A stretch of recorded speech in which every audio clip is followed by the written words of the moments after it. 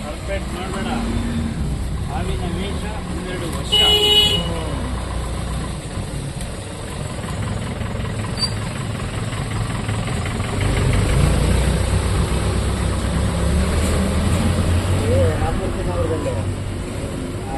ಇದೇ ಥರನ ಆಡ್ತಾ ಇದೆ. ನೈಟ್ 8 ಗಂಟೆಯಲ್ಲಿ ಅವ್ರಪ್ಪ ಮತ್ತೆ ಕಡ್ಡಿ ಹಚ್ಕೊಂಡು ಓಡಿಸ್ತಾವನೆ.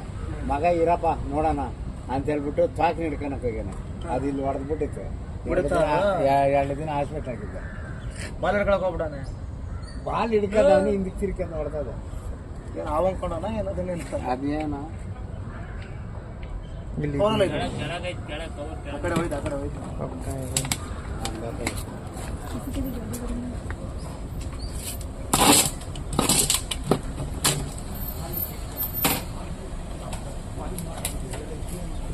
कितना स्मार्ट है वो।